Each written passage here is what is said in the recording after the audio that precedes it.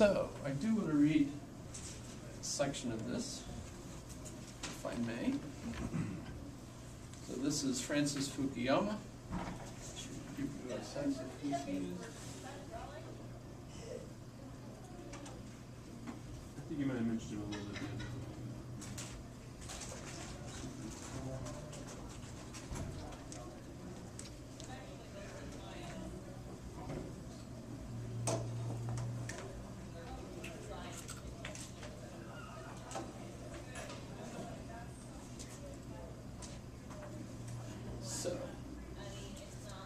So Marx gives us an idea that there's evolution with regard to the means of production, and that it's a class issue. So that throughout history it's been a conflict between social classes. By the way, I would argue that I'm myself a classist, not a racist. I believe Charles Murray when he says that there aren't really races. That if you want to break things down into races, you've got to have at least a couple thousand races out there, because we're the human race, basically. So if you want to break it down into smaller sets and compare them, you have to do it much differently than just saying that there are races. But class, on the other hand. So I remember saying to one friend that I like people that like what I like. Does that make sense? That in a sense, it doesn't matter appearance or well, it does of course affect them, because the people that like what I like tend to look differently. I mean, there could be lots of people, but nonetheless, they tend to be fat and ugly, because they sit around reading all day. That's not really very good exercise, actually, when you think about it. Okay, but let me read this, because he's going to give us kind of a snapshot within a couple of paragraphs here of an overall history of identity as being the main change as we look at history. So he says, when we first encountered Themis and the desire for recognition of dignity in Plato's Republic, it was not generally shared among all human beings. Rather, it was the exclusive province of the guardian or warrior class, individuals who deserved recognition because of their willingness to risk their lives in a violent struggle to defend the larger community. We saw that dignity became universalized in the Christian tradition because all human beings were held to be capable of moral choice. Right, so that's a big evolutionary step there, right? And then it changes still further, a capacity that in Protestant thought was said to reside deep inside each individual. This concept of universal dignity was then secularized in the form of rational moral rules by Kant, so still another step. To this, Rousseau added the idea that the inner moral self was not just capable of binary moral choices, but was filled with a plenitude of feelings and personal experiences that were suppressed by the surrounding society. Access to those feelings, rather than their suppression, became the moral imperative. By the way, Rousseau, I don't know if I mentioned this or not, but Rousseau had composed an opera. It went over pretty well, but he wasn't really getting the fame that he wanted. So he wrote to his friend Voltaire and asked, how do you become famous? And Voltaire wrote back, write books saying just the opposite of what everyone believes to be true. So Rousseau wrote a book named Émile, which is about education, and describes the best education as no education. Because education forces the child to give up their independence, their spirit, etc., right? So no education is the best education. And when he writes about government, the social contract, he says, what kind of government is the best government? no government is the best government, because government corrupts people. People are naturally absolutely wonderful in the state of nature, his state of nature. It's absolutely Eden on earth. Everybody's absolutely happy and wonderful and pure and good-spirited and it's totally false, right? And society corrupts people, right? That's so if you're thinking, remember in Disney's movie, what was it? Where she's singing about the colors of the wind. What movie was that? Pocahontas. So yeah, that's clearly Rousseau. The Europeans coming in and destroying nature. That's society. That's Rousseau, basically his idea. But the thing is, keep in mind that Rousseau was deliberately writing just the opposite of what everyone knew to be true to become a startling author and famous. And he succeeded, but it's a joke. It's actually a joke.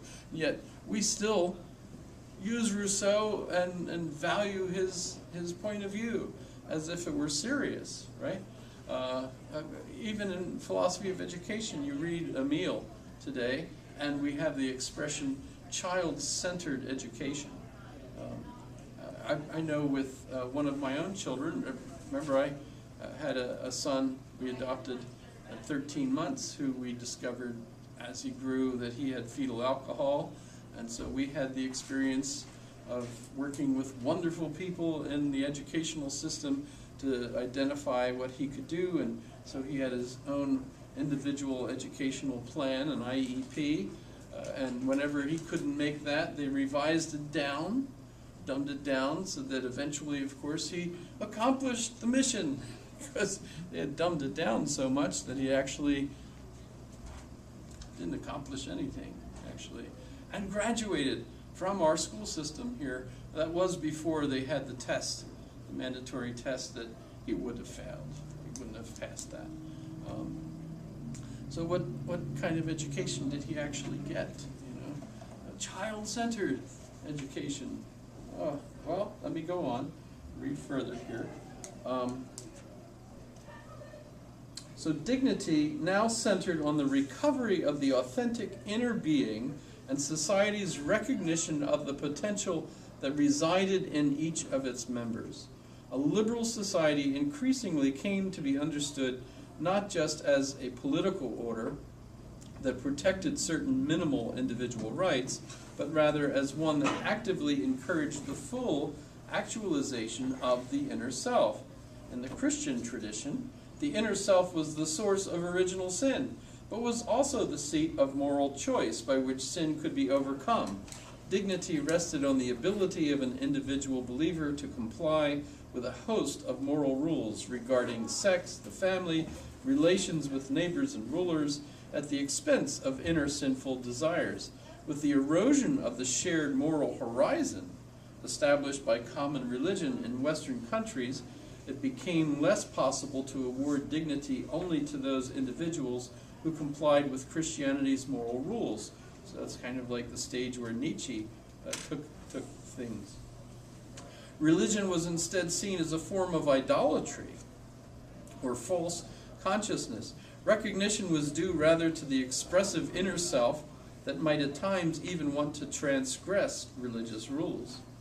The way these ideas played out in the 20th century American culture can be illustrated by the work of the California Task Force to promote self-esteem and personal social responsibility, which issued the report Toward a State of Self-Esteem in 1990. The task force was the brainchild of state legislator John Vasconcellos, who was influenced by the human potential movement that flourished in the California Bay Area from the 1960s on. Sorry. Get to eat.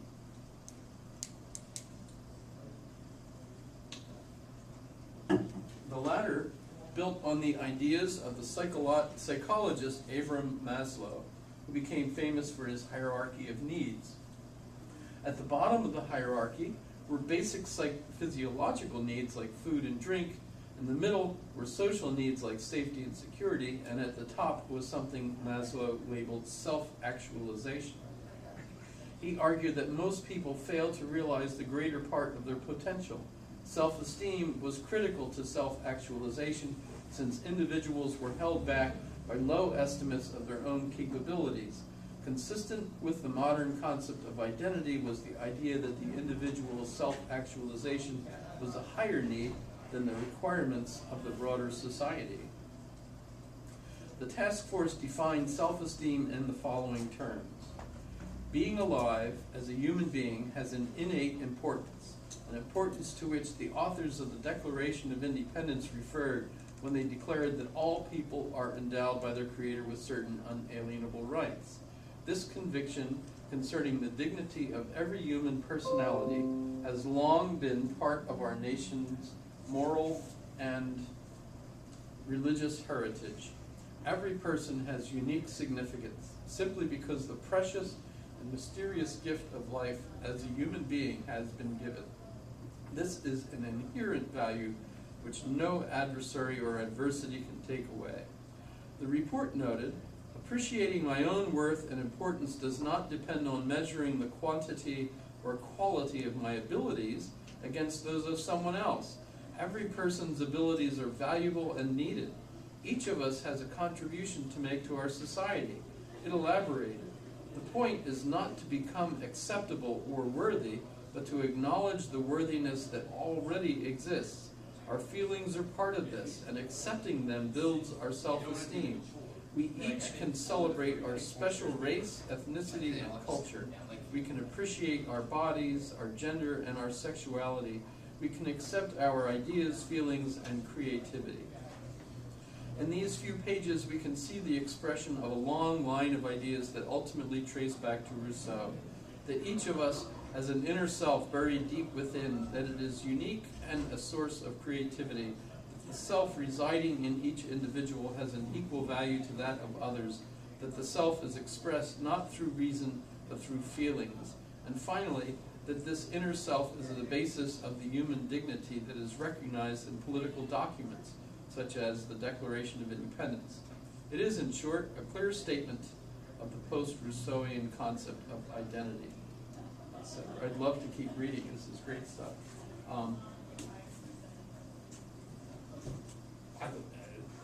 Appears from this that he's basically arguing essentially that Trumpism is a result of this movement. That what we end up with is a society of people that are primarily motivated by their loss of dignity, their identity being recognized, etc. But so Fukuyama, if you get the chance, look him up and see how this book reads. But we do need to move on to our second thing, unless you have something you want to add, questions. It's a fun topic. We're missing a lot of folks tonight. I hope you're all out there watching. That's fun. So the second portion, we're talking about Mary Wollstonecraft, the rights of women.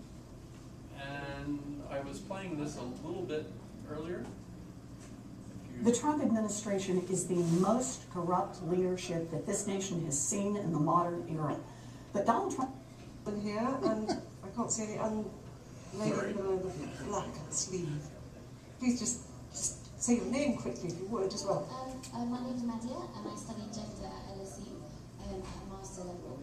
And I really thought this was amazing for this.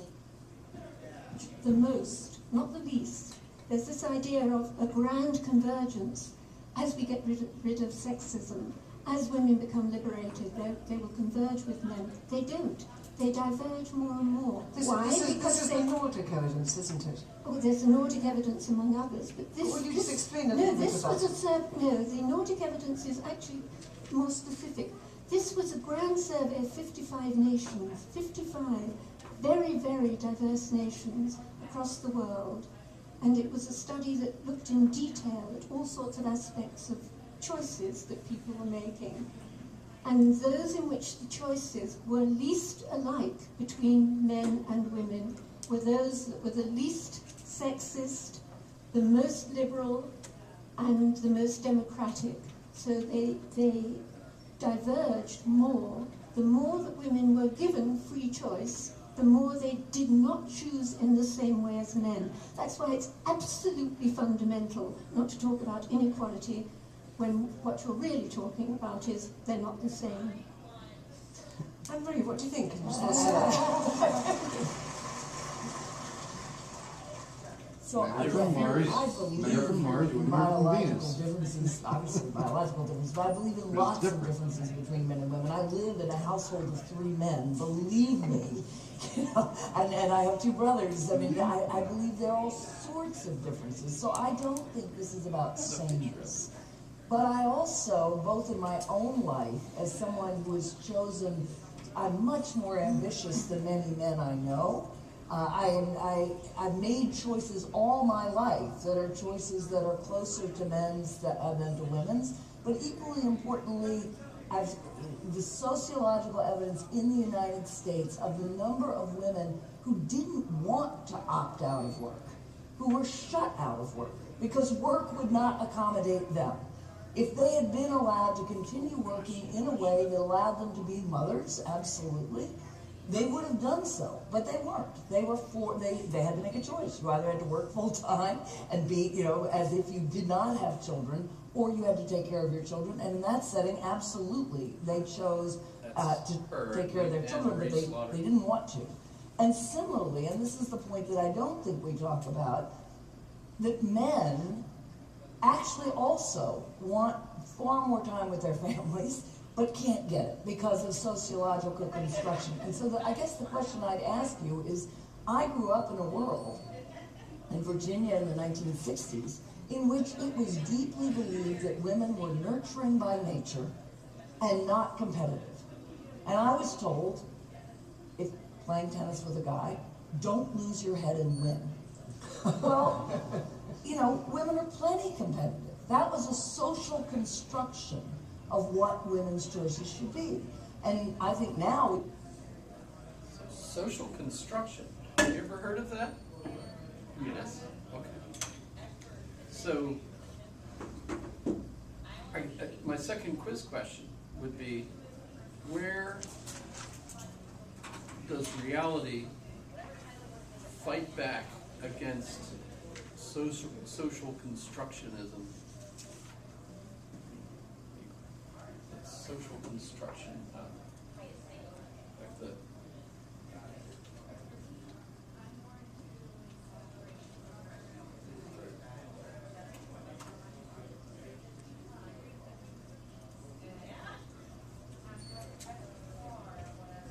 old copy. I can tell that's an old copy of that book because that's the copy that I got back in college for $1.95. First edition. Yeah. 67? 68? Earlier, maybe. 66. So 1966. So Peter Berger and Thomas Luckman, who died really shortly after this book, I think. But Peter Berger wrote tons more books and just died recently, less than a year ago, I believe. They're Hegelian. So Peter Berger was European, studied in America as a high school student, and had moved over here to kind of the same thing as Henry Kissinger. Same age group, notice, in the 90s. In their 90s. Henry Kissinger's 95. I mentioned him last class, right? Yes, Henry Kissinger. Yes, I think.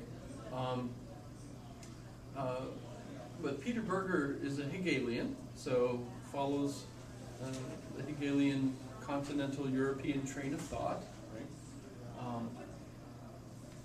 And along with Hegel, you end up then with this idea that spirit or culture is everything. Right? So that in a sense, reality is rational and rational is reality. What we've got is the way we see things, the way we progress in our concepts is reality. That's the whole thing. Of course, the thing is, reality has a way of fighting back. So there's, you can't just change your concepts, and that will actually change reality. There's always kind of a pushback that reality gives to our goals, right? So, for example, social construction hits and changes the view that a lot of people have over our social roles. So our social roles are considered to be socially constructed. So what she just said, they're socially constructed, right? And the socially constructed roles say that women have these kinds of roles, men have these kinds of roles, and you can't mix them, right? Women shouldn't try to play this role, men shouldn't try to play this role, etc., right? But the idea that they're socially constructed is that it was up to us to create those roles that way. They're not based on anything in reality that forces them to be that way. Instead, we can change them, and since those socially constructed roles are not just, what we can do is just do away with those socially constructed roles and allow women and men to do whatever they want, right? What Helena Cronin is saying is hogwash. There's actually biological reasons why males and females act the way they do. In her book, The Ant and the Peacock, she picks on ants because of their altruistic behavior. Ants, only the queen mates. Everyone else, all the workers, sacrifice themselves constantly, and their genetic, their DNA is not designed in order for their own self to reproduce, right? So in a sense, if you think of they have the capacity genetically to change into a queen. For instance, if natural selection has eliminated all the queens from the hive, someone else then can be a the drone queen. can convert, because there's a few different species, especially in aquatic life, that do that or have an asexual reproduction paradigm. Which is what There's happened one with fish that Jurassic Park. even eats the male, the female eats the male, and they become a symbiotic co-organism, basically. There's a lot of different things like that. But human beings don't do that, Not necessarily. fortunately, as far as I know. Not in the literal sense. We're trying to. I mean, I'm sure there's certain gay families that are basically trying to emulate what would happen if I had a baby with this person's chromosome. Right, but what her target, I think, at least part of it, she's British, and Richard Dawkins is British. Actually, he's from South Africa, but he's British. Figure that out. But in his book, The Selfish Gene, which is hilarious actually, because genes aren't selfish, but the Darwinian concept of evolution and the way selection occurs is basically you have a pool of opportunities, lots of different organisms, and in a particular environment, those that are selected by that environment because of their characteristics will survive and the others will not, right? And then the environment changes and you have another pool and you have selection. So survival of the fittest for a particular environment. Now all organisms actually die. It's just their information is passed on, their DNA, their organization, right? And of course the organization changes to fit the environment. So from that point of view, the DNA is basically competing against all other DNA each cell is fighting against every other cell. The gene is fighting against every other gene. And the only reason a gene will do something is because that improves its chances in order to survive and pass on its genes to the next environment. So that's kind of the Darwinian view, although of course Darwin didn't know about genes, didn't have any idea of DNA, etc. But if you follow what was thought to be kind of the Darwinian approach, that's how genes pass on their information, right? But when you look at the ant, the problem is these ants are not designed to pass on their genes. The workers are the ones that are basically just sacrificing those. They'll create a bridge, across a stream or something, and all the ones that create the bridge are going to drown. So they weren't motivated by the survival of their selfish gene, right? So they were instead working towards the good of the colony, right? So that's, what's the word for it? It's not autism. What's the altruism? Right? So they were altruistic, right? So altruism is part of the animal kingdom, right? And the other was the peacock. And the peacock, famously, of course, grows this incredible tail, right? Which, if you've ever seen, you've seen peacocks, right? And the males just literally just, completely overwhelm the females. But the females actually then have a choice. So they will select the male that is most attractive to them for whatever reason, right? Usually, of course, the incredible nature of their tail, right? But what that meant was something that was against the Darwinian point of view, because it meant that women, the female in that case, right, had a choice. They were the ones choosing who the male would be. It wasn't the dominant male that gets to choose. It was the females that select.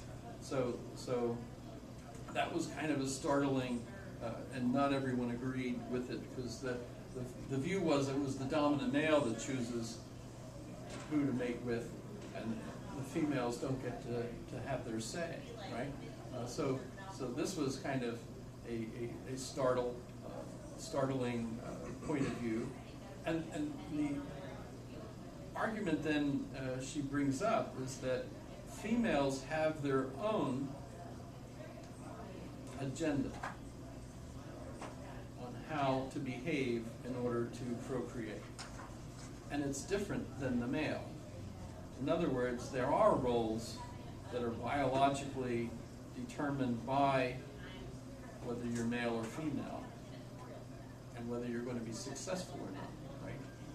And so she takes that then to argue in her book that human females have a particular preference for how they will live. And she's not the only one. Have you ever heard of the book, oh my goodness, I can tell I'm too tired, because it's not just popping right into my head. I don't know where we look for it.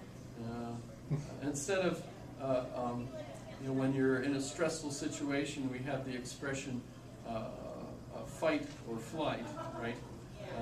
Instead, what they arguably discovered was that all of the studies that determined that in stressful conditions, the human would automatically go into a fight or flight syndrome. You have to quickly decide, do I fight this or do I flee, right? Well, apparently all those studies were based on studies of males. So when they studied females in that same sort of situation, they ended up discovering very different things, and it's biochemical. Testosterone will, give you fight or flight, but estrogen ends up giving you tend and befriend, which is a totally different reaction to that. So you get tend and befriend. It came right up. So not everybody has a fight or flight reaction to things. Some tend and befriend. the argument, and this comes through evolutionary psychology, is that the female reacts to stresses differently. The male tends to hide that they're stressed because they're not communicating to the enemy that they're afraid. Instead, they act like they're not afraid, right? Whereas the female acts afraid by literally having an increased heartbeat and some other things, which psychologists will argue, well, that's because she's carrying the child, and by having the heartbeat right where the child would be, that communicates security to the child. So basically, the female, imagining kind of the family group, walking along, and the males are out front for protection, and they see enemy coming, and so the females all gather around the center for protection, and the males are the ones that are out where they have to fight. By the way the male changes to that stressful situation, it also prepares the body for injury. So if you get injured, it will help you clot the blood so you can keep fighting and so on. But the female is basically prepared primarily to protect the child. So basically they're saying that the human organism is role-based in the nature of our sexuality, right? So that we're going to react differently. But that communicates then too into the kind of jobs we like, the kind of stressful situations we're in work, and how we react in that kind of stressful situation. Males sitting around and arguing and fighting with one another over who gets to do what, and the females sitting in the same situation, are going to react very differently. And if the situation really calls for a particular type of response, the males are the ones that end up getting the opportunity, right? So if you think of the argument that they're having here,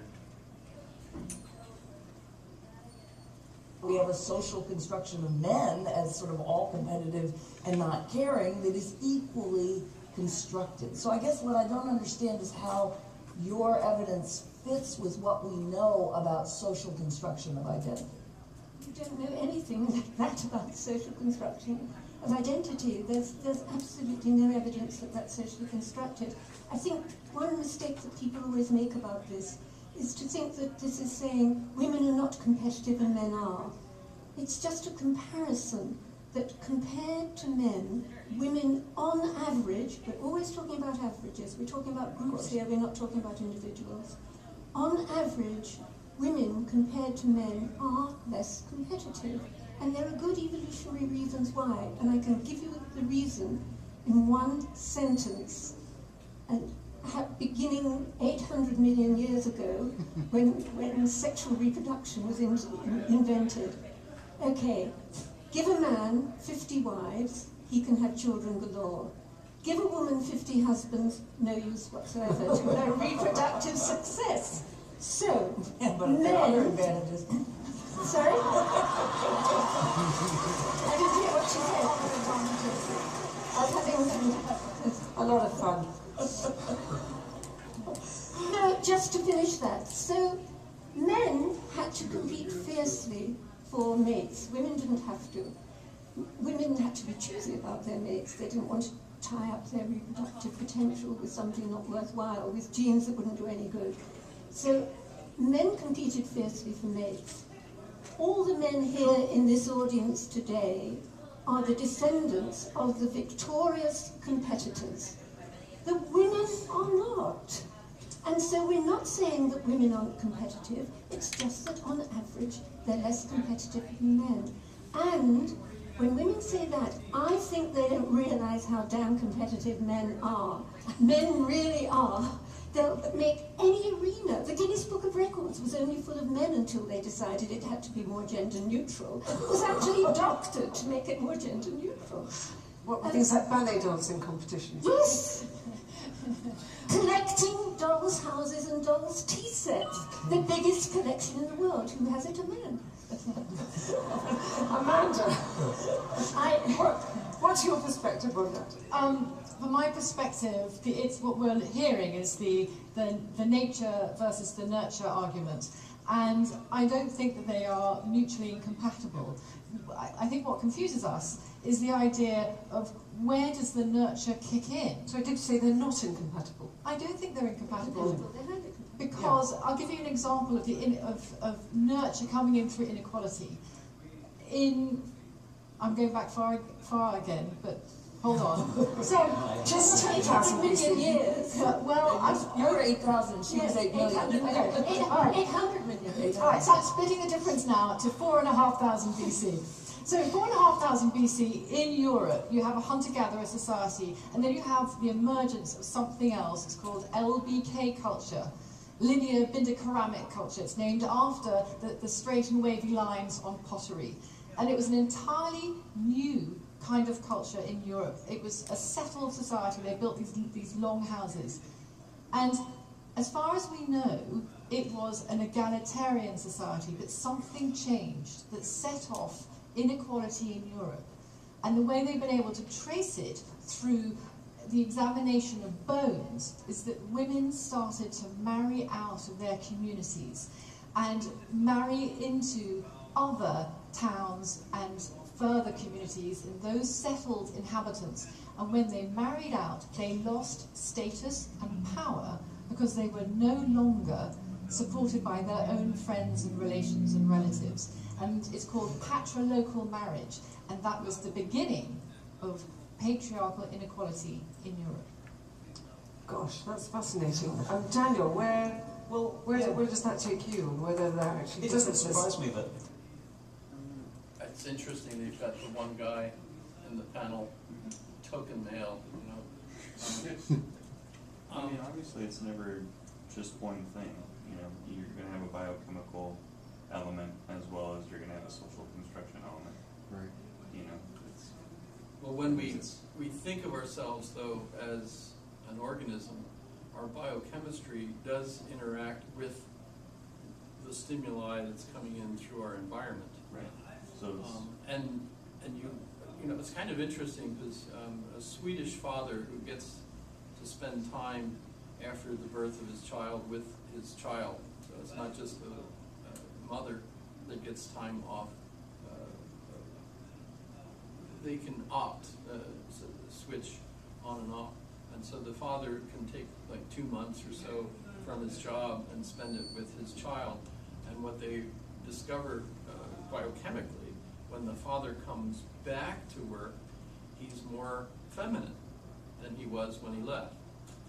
So the time, you know, so there can be a biochemical change in the individual by changing the social environment, right?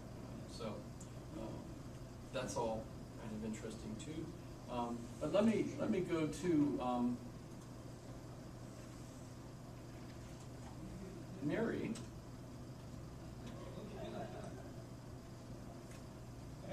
Talk a little bit about her.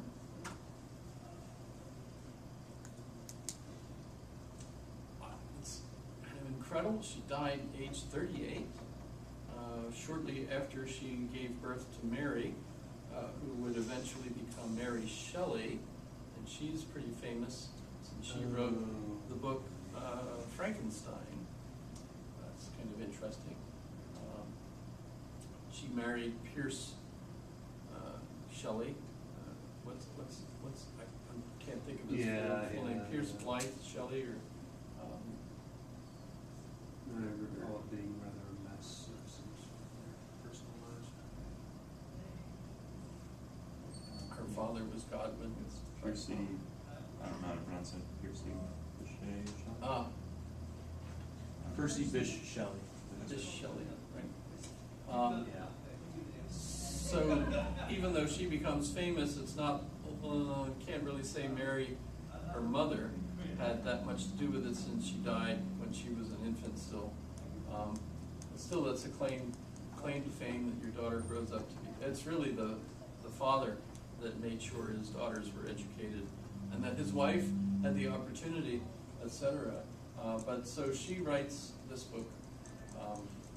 So she's one of she's called a proto-feminist because officially feminism doesn't start yet. So she's early. I don't know if that makes sense.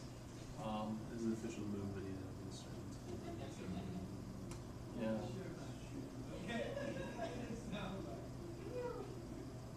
Of course, when we talk about this, we could talk about the various waves of feminism. Are you familiar with that categorization of feminism? So the first wave of feminism were those women in like the United States that were trying to change the laws so that women had rights to. Remember, when we talk about increase in rights, it goes rich white men first, right? Then all white men second, then black men third, then women. Is that right? Am I skipping a step? So I think women come along next, right? And then we, of course, children under age to vote don't have those rights yet, but it's moved on, and Fukuyama talks about that with other individuals, gays, etc. Right? But so when we think of the first wave, they wanted the laws changed so that women had property rights, could inherit, could vote. And by the way, it was also simultaneous with the fight against alcohol. So a lot of the same people were involved. Prohibition, etc. And they succeeded in getting the vote, etc. By the way, famously, Alaska was one of the first states, was the first state to give women the right to vote, period, which is kind of cool. That was actually in my lifetime, actually, that happened.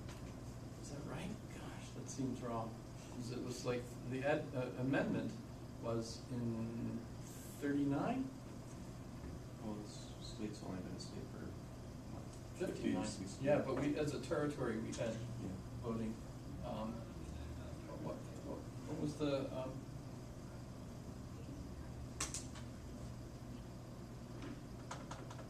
don't even know how to look it up. Which one was it? 13? No, 14. 14th Amendment. Which one? I think the 14th or the 15th. 14. Well, let me try the 15. For women's rights to vote, I think that's 17.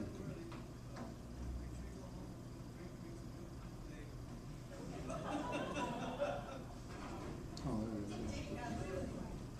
Okay, so that's first. So it had to be. Which is 17th. I'm pretty sure it's 17? for women.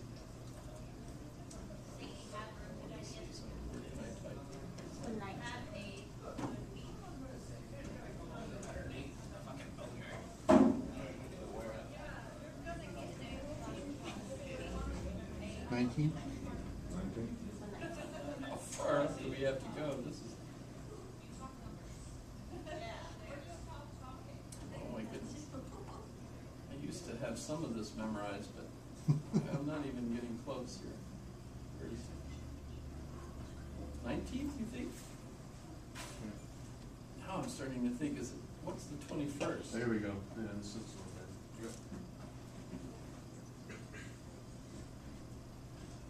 Ah, okay. So, 1789. Oh, that's the Constitution. What was that? Those revisions is 19. Okay, 1920.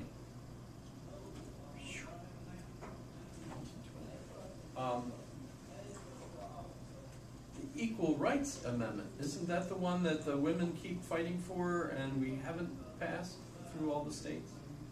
Is that right? There's one that they've been fighting for all my life, and I remember it almost passing, and then it gets dashed. And women, I was dating, and I wanted the girls to like me, and so of course when they go to the protest, you go with them. otherwise they won't date, right? You know, so you show you're interested in what they're interested in. That's an important part of dating, right?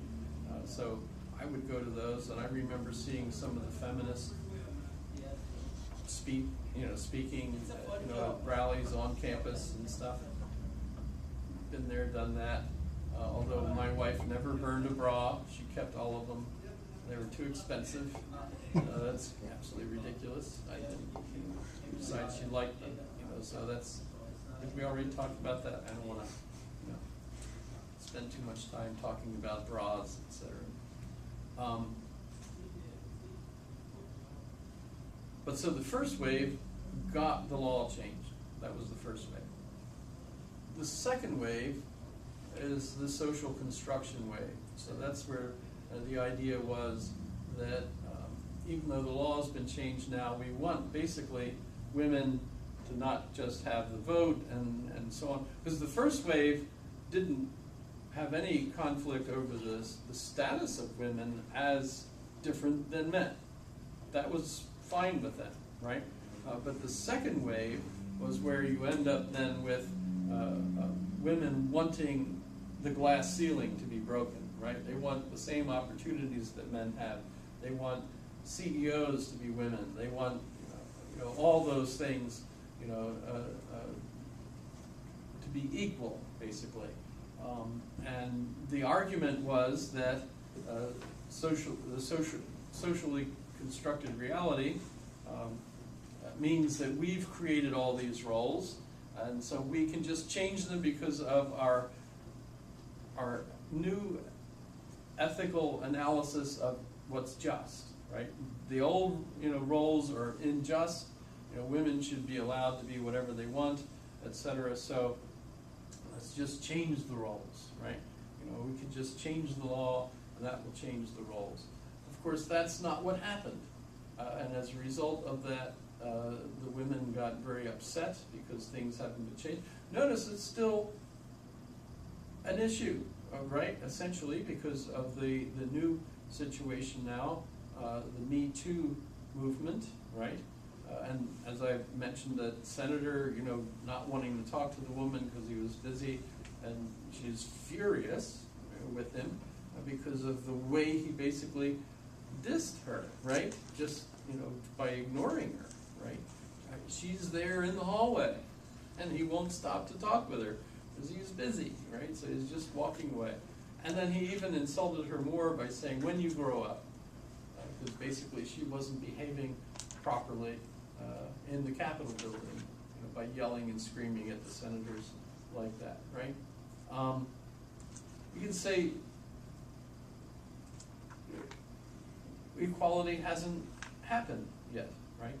But the third wave was the wave that basically kind of the women being so furious at what was happening that they decided to basically hate men as a result, right? So the third wave was basically anti-men, basically, right?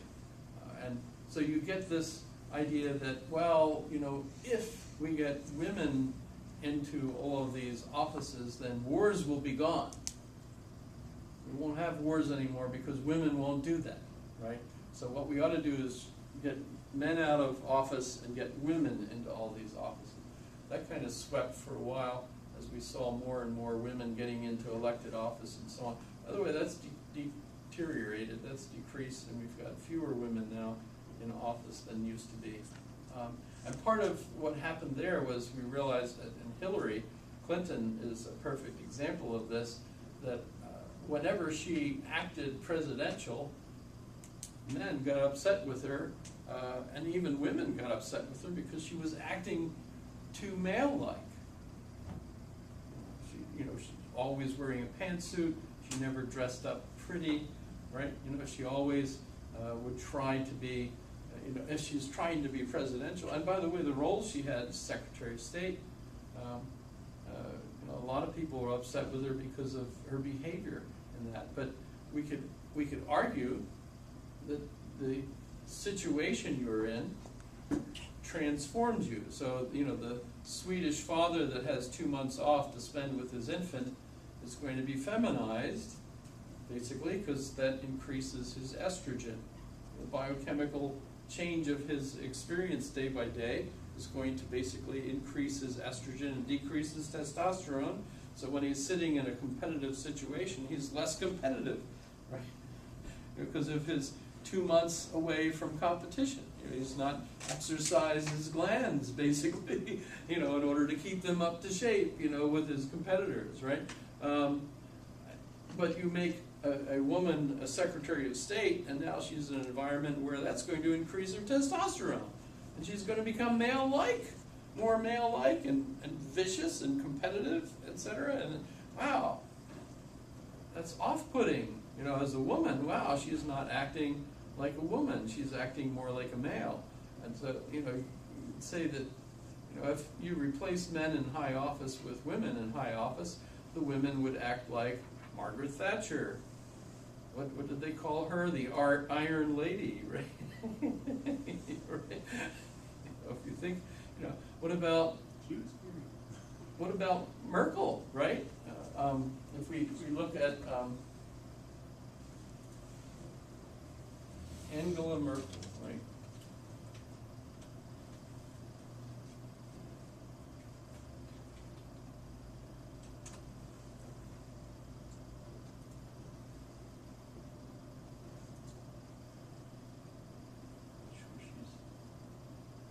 Person of the Year.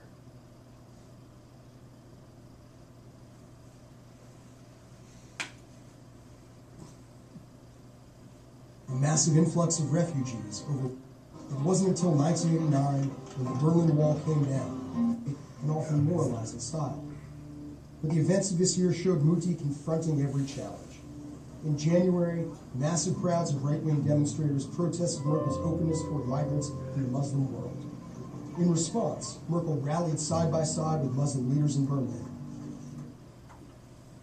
So here's an example, a European example of a woman in power. Perhaps the actual most powerful leader in Europe at the moment, although she's got less right now because of the movement towards the right. A very Trump-like movement towards the right that's been happening in Europe as well, right? You're aware of that, that Trump is considered to be Putin-like, you know, in the sense that that kind of leadership has become more dominant in not only in Russia but in Ukraine, Greece, you know, Turkey.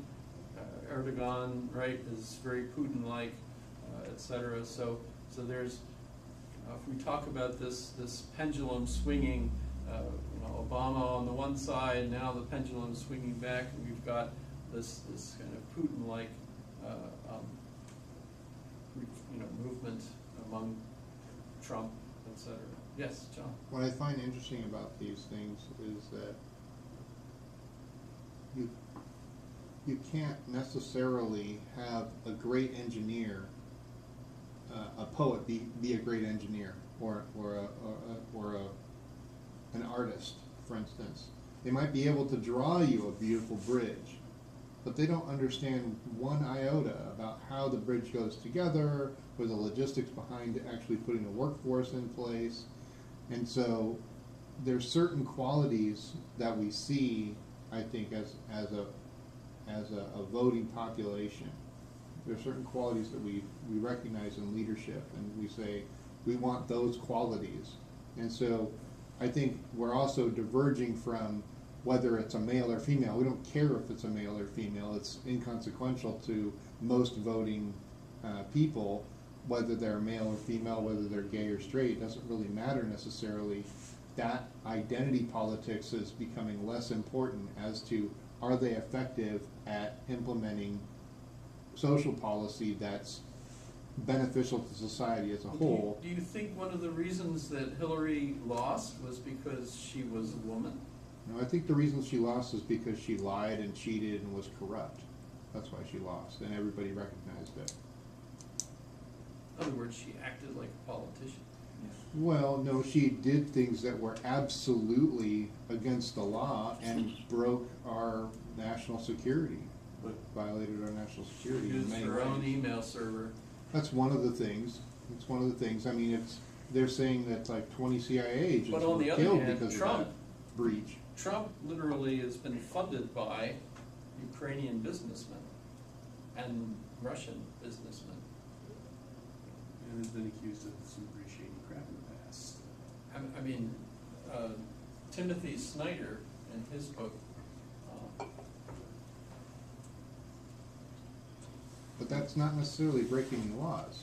I mean, if we have laws in place, whatever it is, tort reform, But that's just national security laws are pretty important, and when it results in the death of our special agents in other countries, I think that's a pretty significant breach, not to mention the Uranium One snafu. So I just think that the public knew about things that were happening that weren't all that great under Hillary's watch. Not the least of which was the Benghazi snafu that eventuated the total disruption of the Libyan political atmosphere, along with running guns to Al-Qaeda affiliates in Syria through Turkey, which was all under Hillary's watch. Donald Trump, I mean, the public knew a lot about Donald Trump too, and they still decided to put him into office. And a lot of those things were completely vile as well, so. It was It's not humble. something. It was definitely a matter of, you know, this person messed up and this person messed up, but you know. Well, and Veronica's next. Oh, yeah, no, sorry. I was just gonna say, I've heard the point made also that Hillary was having health issues. And if you're comparing Trump to Putin, Putin is very popular in Russia. And Very. they make a very big deal of I like him. showing off how healthy he is by having him ride bareback on horses and stuff. And so that they all know that he is not going to leave them or abandon them due to health issues or whatever. And I just think that had something to do with it too. Why would you elect somebody into office? Also, and then also I've heard things about the Clinton Foundation as well. I didn't vote for Hillary or Clinton, or I mean, I didn't vote for Hillary or Trump. So I don't want everybody to think that. But It's all good. it's. I don't see why I we voted need for Hillary politicians because at I all thought anymore. Trump was just, oh, no, sorry. I think society can move beyond politicians these days. We have technology and scientists, and we know so much about the earth as a whole and how humans function. I don't understand why we keep electing basically uneducated people. I mean, there's no education requirement to be elected to office. You can elect My favorite pretty much anybody snafu as long as was you're popular. when he was visiting Israel. After he visited a few other places in the Middle East, and then he goes to Israel. He's sitting in a conference with them, and he says, "As you know, we just got back from visiting the Middle East." And they all started laughing because Israel is actually still in the Middle East. You realize that? No, maybe not. You gotta It's the Middle appreciate West. those little things, though. You know what I mean? Like, as terrible as the dude may be, like, you know, the little slip-ups, like, I feel like anybody, I think the realness of it is, yeah. Well, I was gonna say, you know, a counterpoint to the whole, you know, we've moved beyond the personality-related issues. I know people who were, who didn't vote for so-and-so or did or whatever, on grounds of religious or didn't like the way they smiled. I mean, just little stupid little things, and that swayed the vote for that person. And that, like, it wasn't actually political. It wasn't. That's what bothered me in that moment with these people. You're voting based on. We really What haven't color moved. tie they wore. Yeah, we really haven't moved. For how long it was.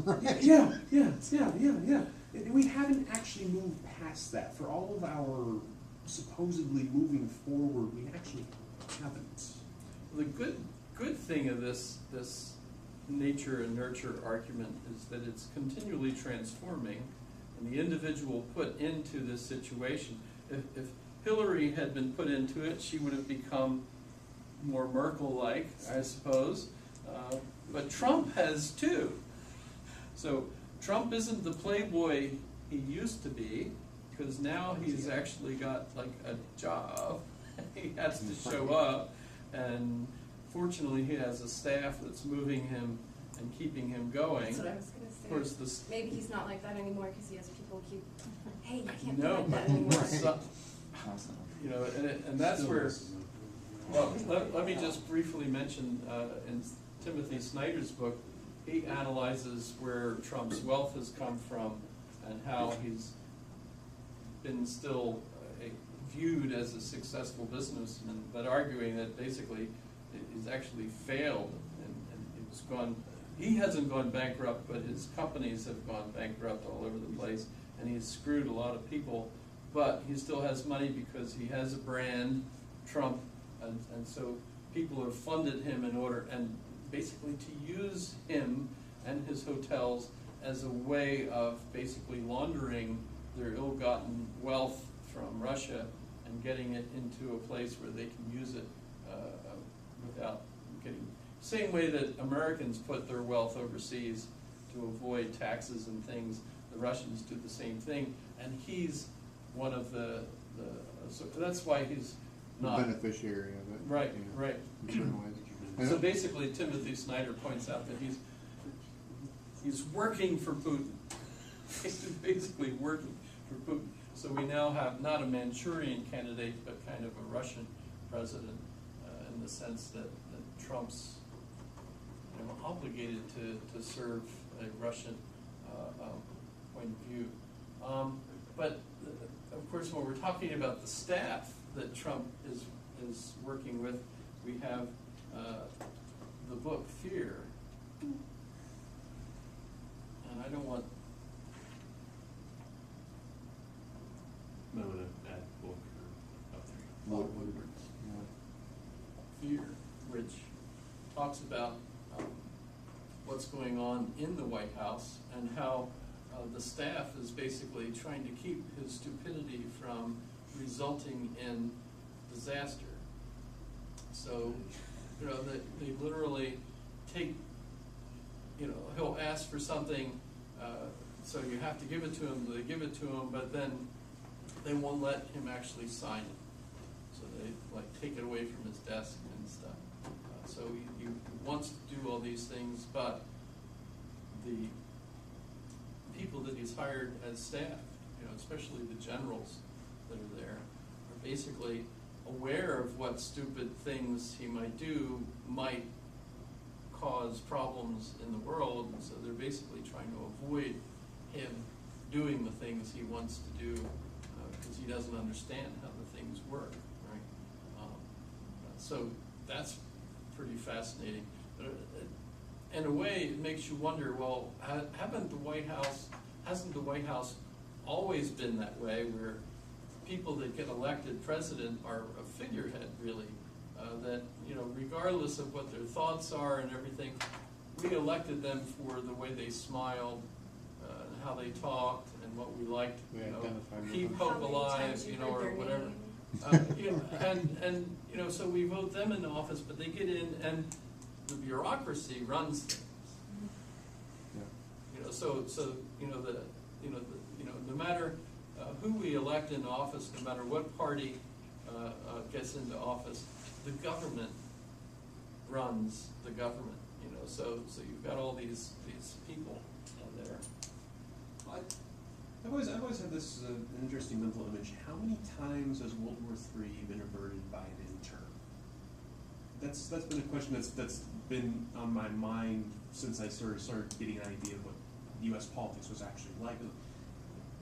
How many times has some intern, and I imagine the current White House, it's somebody who's, okay, put that in the shredder before the president sees it, or something. Or they just put it in their file. Or they shuffle it or something, they just right. put it in their file. Right, That's they what shuffle it or something. Woodward says is they put that in the file, never show it to them again.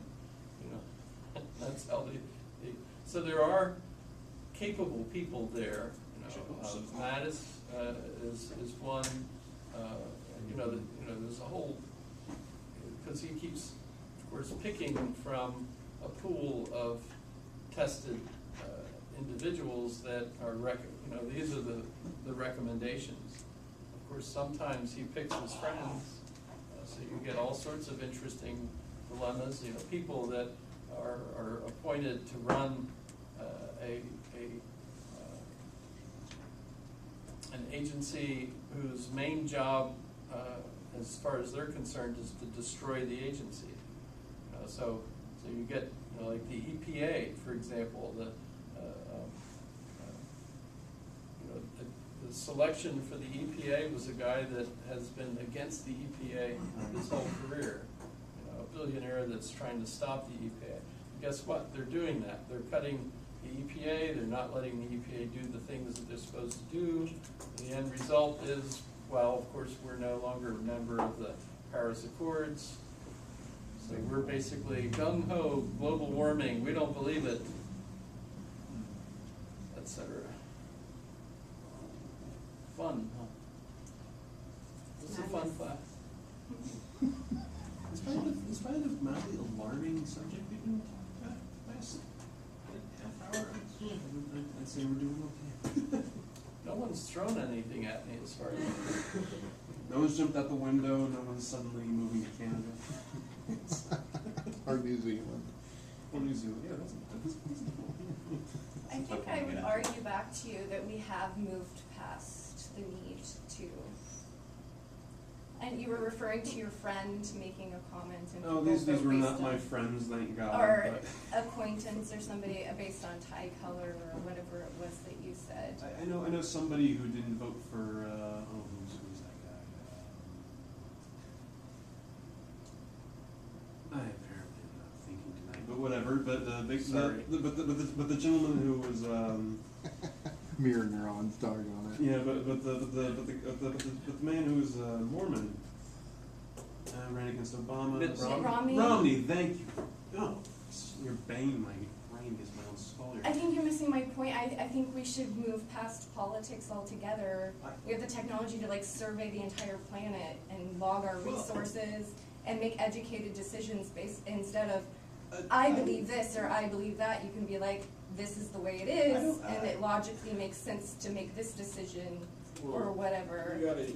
Everybody has to, you know, submit themselves to logic at that point. I don't think everybody's. That's what I'm saying. ready Why for can't that. everybody? Well, You'd be surprised. I don't disagree with you on that point. Actually, I think that'd be a wonderful direction to move in. The problem is that honestly, throughout human history, we've had that chance again and We again. haven't because we haven't had the technology that we have now. No, maybe not. This is like a very unique period. Not in a global sense, but this is but in various a book by Philip Kitcher, who's on the list of philosophers that I recommend. And the point he makes, the main point he makes in this book is that democracy tends to vote for stupid things. And this goes way back to Plato and Aristotle, who argued, that democracy is one of the worst forms of government because people get to vote benefits to themselves but then never pay for them, vote to tax themselves. So democracies go bankrupt, and then it becomes anarchy, which is the worst thing. So of course they refer aristocracy. What Philip Kitcher argues here is not that democracy should be replaced, but that science should do its job of deciding, okay, here's your options. These are the options you can actually make that might do this or this, and then offer the voters these choices. But you don't just give the voters free choice over, what should we do next, but instead you say, here's the problem, here's the choices you can select. I don't feel like we have free choice over what to do next. I mean, in the last election you had Trump or Clinton, and if you didn't vote for either of them, your vote didn't count. So basically you have no free choice anyway. Right. You're like My wife presented did the these same thing. She illusions voted of for someone choice else. and saying pick which one But you that's like like- the least I and would- don't vote for that one or something. But that's why primaries are so important, because, I mean, we had the chance to vote either of them out, and we didn't. They I were the did, only- but nobody else. Right, You right, have but to- it's that, You have to be rich to run. Exactly, that's why I said like whoever's name is heard the most. Bernie Sanders got robbed. When- Primaries aren't a thing, right? That's a no-no Hillary did. You robbed Bernie Sanders.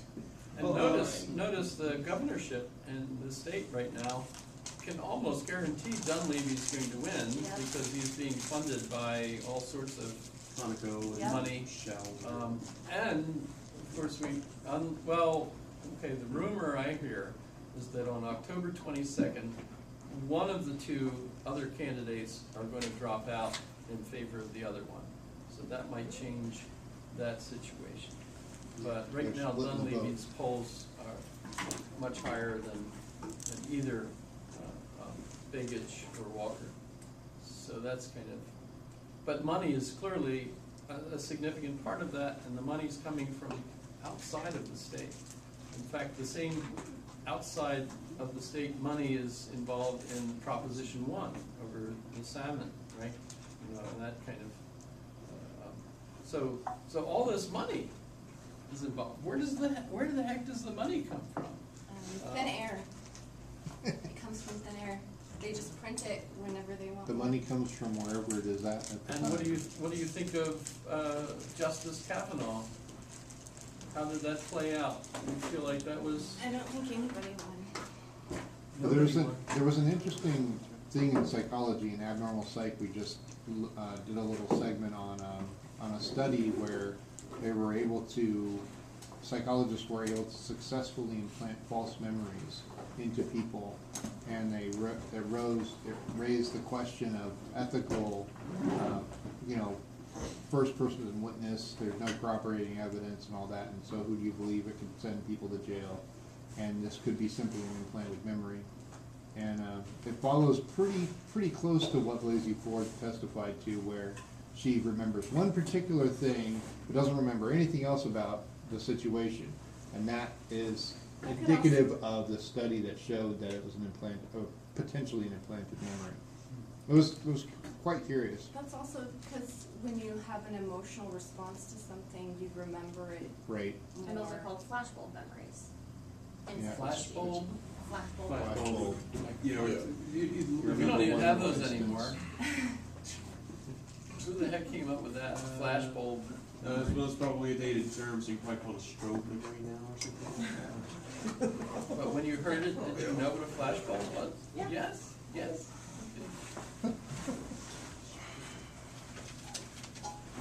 Did I ask a second quiz question? Yes. Yes, you did. That What was, was it? Social constructs. Oh, yes. That's it. Yes, okay, that's a good one. What was the first one? Have a good week. An Okay, additional point though on your thing, I think that if you look at some of the European nations that make, they probably want a little more. What was the first one? The first one was, I'm sorry, what? Hang on, let me try to read. Okay. Try to write actually English here. Sure, I'll The first one was, I have it here. First. I'm tired enough myself, I'm not gonna remember these, and I gotta get home and do the blog. Some of the countries in Europe that I have have right a here, more if any, like informed cultural which of the background. I bullet think people points want a little would be a more. good thing? Oh, for Denmark. That's right, of the bullet comments of the end of the Communist Manifesto. Do you think any of those would be acceptable to good government today? When you read through them, and there's more than one that we've actually already incorporated into our, Of course, I'm being far right language right now. the last one, for example, public education. Yeah. Okay, that's more like what I think they're 3 at 300 each. on the money, but I think a lot of people Okay. think communism Have a good week. European society. But I think it's like logically the only thing that makes sense these days because we keep getting mob Have a good night. people who just listen to the, CNN or Fox News or whatever and basically. Yeah, I mean, well, I can't claim to be the most informed person around, but even I'm at least able to say, I'm at least skeptical. So. I'm skeptical of everything. Continue to be so. There's I things was that in the should- military. I think once you get out of the military, it makes you skeptical. When you're in, not so much, but once you get out. I don't know if that's how it was for you, Professor, but for me, once I got out, I